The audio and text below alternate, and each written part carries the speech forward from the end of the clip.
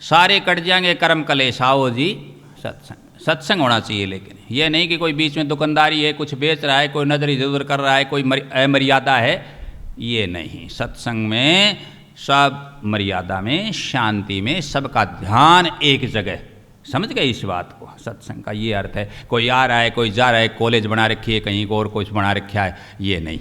सत्संग को सत्संग रहने दो, लेकिन सत्संग सत्संग नहीं है तो वहाँ समय भी बर्बाद नहीं करना चाहिए। यही सुझाव है। और आगे आपकी मौज है, बोलो जी का जो जचे वो दो फटकारो, कोई बात नहीं। सारे कट जाएंगे कर्म कलेश, आओ जी सत्संग में। सत्संग पतित पावन गंगा। पतित पावन, पतित मानी जो गिरा हुआ। आज के प्रश्न में कौशिक जी ने पूछा कि गिर गया तो देखो सत्संग कह रहा, उत्तर मिल रहा है। सत्संग पतित पावन गंगा, नाकर हो जाओ चंगा।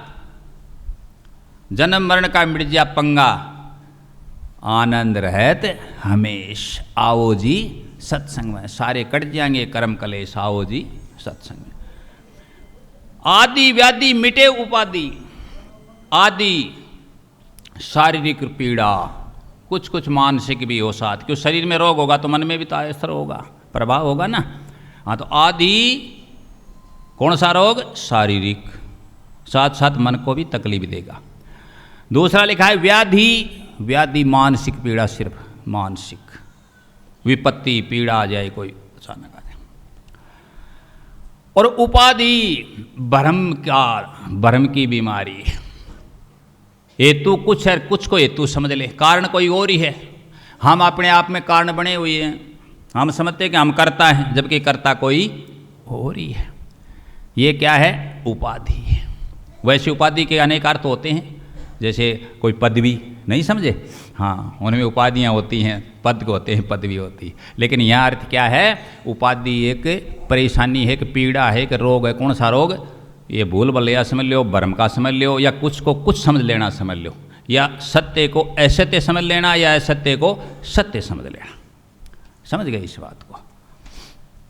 तो व्याधि, आदि व्याधि मिटे उपाधि, रुक जा जीवन की बर्बादी।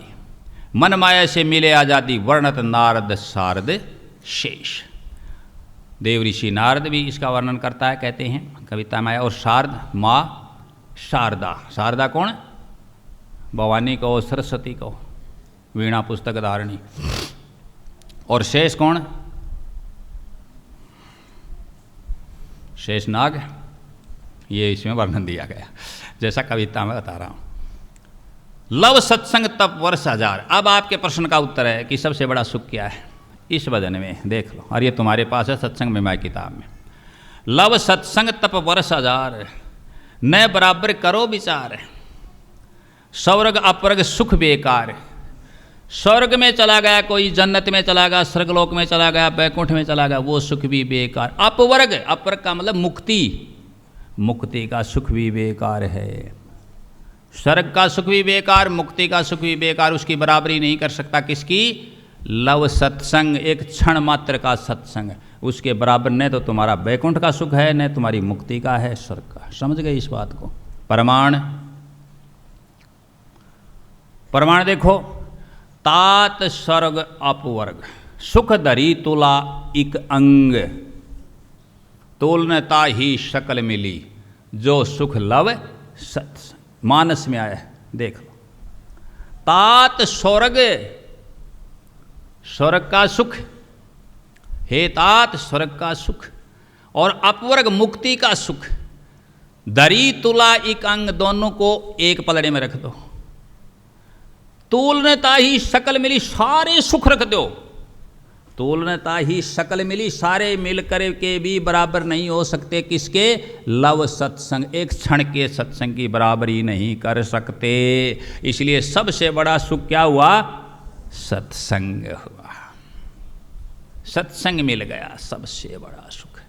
क्यों रोते हो, क्यों दुखी होते हो? रोग दुख हारी बीमारी, ये तो लाइफ में अप्स डाउन्स चलते रहते हैं, उतार चढ़ाव, निंदा बुराई अपमान ताने, सब यूँ चलेंगे। किसके पास नहीं है? कोई अच्छा करेगा तो भी बुरा कहने वाला बुराई कहेगा, याद रख लो इस बात को। जिसके अंदर जहर भरा है वो बाहर उगलेगा तो क्या आएगा जी बताओ? उससे कहीं उगलवा लो। मान लीजिए हमने किसी के अंदर जहर है, उसको कहो आप इसमें ये इसमें हलवा इसके ऊपर उगलो, तो वो जहर क्या रहेगा जी बताओ? विषी तो है, जहरी तो है, उस हलवा को क्या बना देगा? जहर। अब उसको ये कहो कि आप ये गंदी जगह इस पर इसको उलट दो, उगल दो, तो भी वहाँ क्या है? वो जहरी है। अब उसको ये कहो कि आप पानी में, तो वहाँ भी वो जहरी है। अब ये कहो कि ये अमृत है, इसमें उड़ल दो, तो वहाँ भी वह क्या है? जहरी। उसके अंदर है ही जहर। जो व्यक्ति बुराई करने पर उतर गया, जिस व्यक्ति का एक दिमाग में बैठ गई कि मुझे क्या करनी है? बुराई, निंदा बुराई के लग गया, फिर वो बदले तो बदले, नहीं कोई ज़रूरी नहीं है। उसके कहीं कितना भी अच्छा हो, अच्छा दिखेगा, उसको है बेकार यूँ ही है, नहीं देख लियो ये भी सो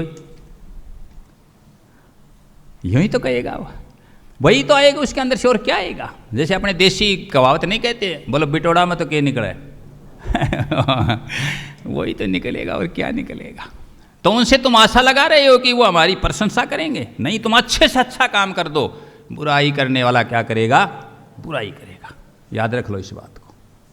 और ये बड़े बड़े तुम लीडरों की भी हालत देखते हो, संत महापुरुषों की भी करते देख रहे हो, रोज कर रहे हैं, अच्छा जी जान लगा रहे हैं, तन मन धन लगा रहे हैं, फिर भी उनको क्या मिल रही है?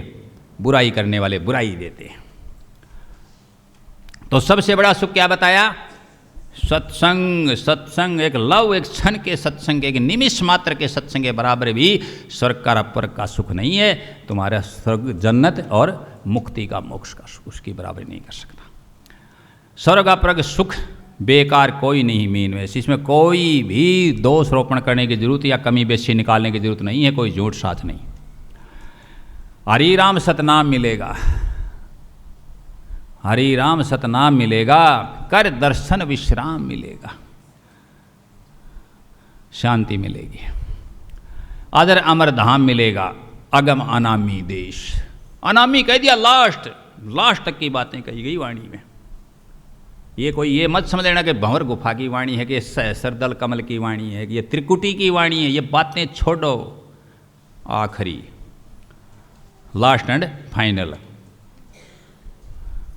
केवल किससे बताया है? आओ जी सत्संग में, सारे कट जाएंगे कर्म कलेश। आओ जी सत्संग में।